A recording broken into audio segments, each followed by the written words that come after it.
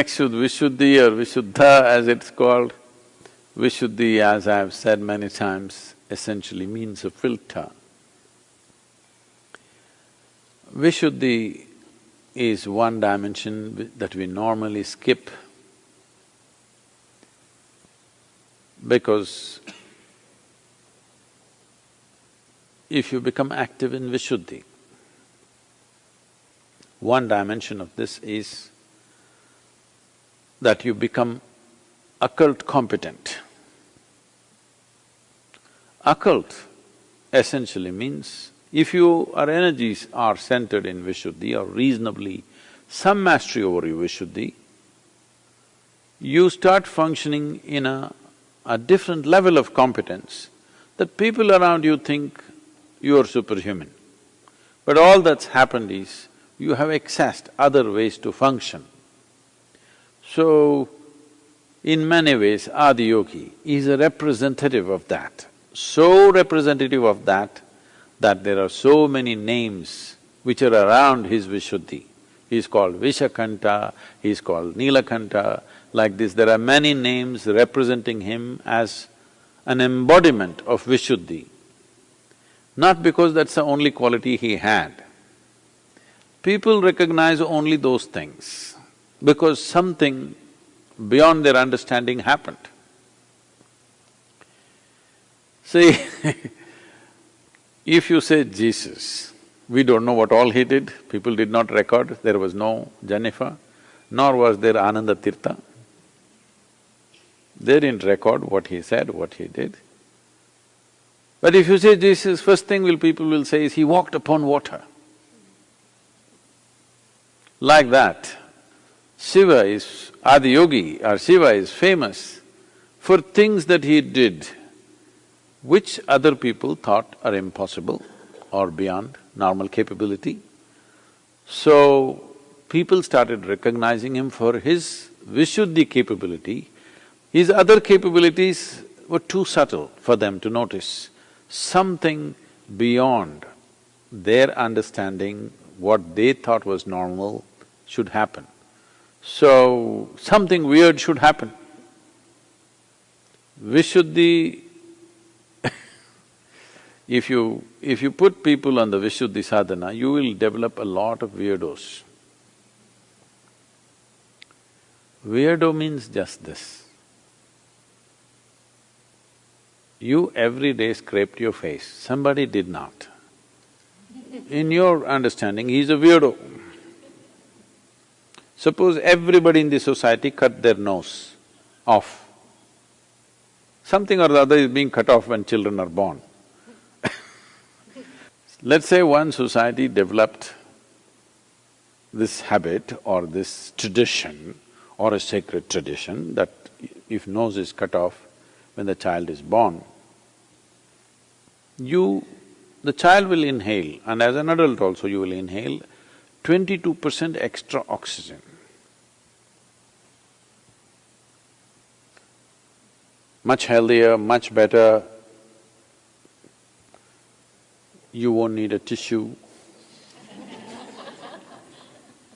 Eco-friendly it is, many things. So if this happened, suddenly if one person came with a intact nose, suddenly he will look like a weirdo. If one's Vishuddhi becomes active,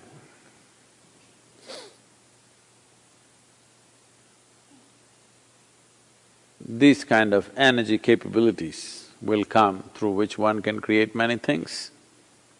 It's very important if one wants to transmit and transform the situations around them, having a certain capacity of the Vishuddhi is very, very important. But if one is focused on Vishuddhi,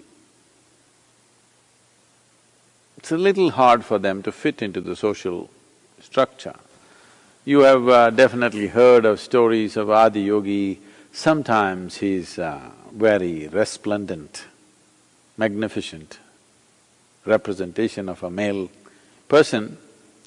Some other times he's all weird and crazy and like that. These descriptions are talking about the different states in which they saw him. When they saw him in Vishuddhi, he was in the cremation ground, weird, the weirdest of the weird. He had the ganas around him and every kind of being, because this is one thing that'll happen.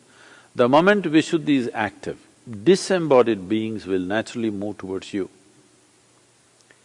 When we were consecrating Dhyana Linga, I was preparing people for different chakras, but Vishuddhi is one thing I could not train anybody for, because we didn't have anybody weird enough.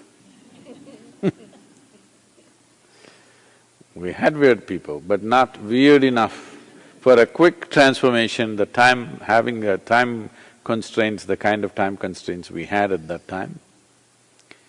So I decided to use a certain disembodied being, a yogi who's attained to a certain level, strong in the Vishuddhi, so we decided to use him.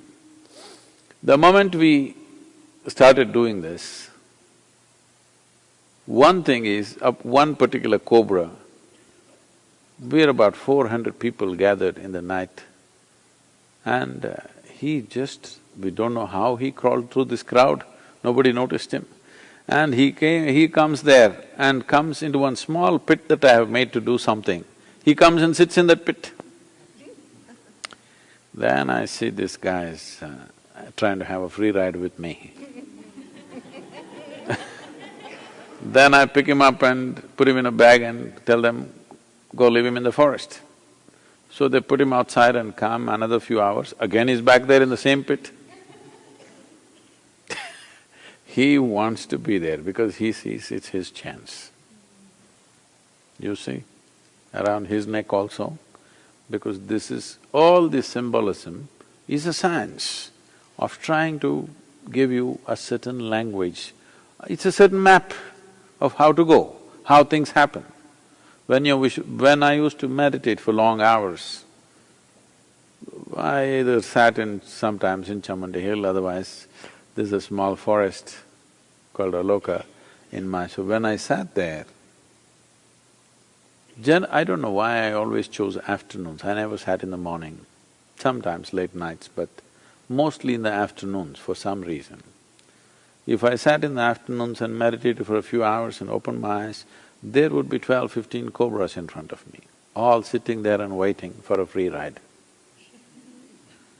The moment Vishuddhi becomes active, they will be there. That is the significance, that it's around his neck, because Vishuddhi is active. The symbolism or the imagery is trying to say, his Vishuddhi is so active, the cobra won't leave his neck, it's right there. Disembodied beings will naturally come. Once again, Vishuddhi is something that we normally skip with most people, because one who is looking for realization, he need not go through all these works. But one who wants to explore the technologies of life, one who wants to transmit, one who wants to become capable enough to be able to hold and be some kind of a repository for the future, that one has to go through all this.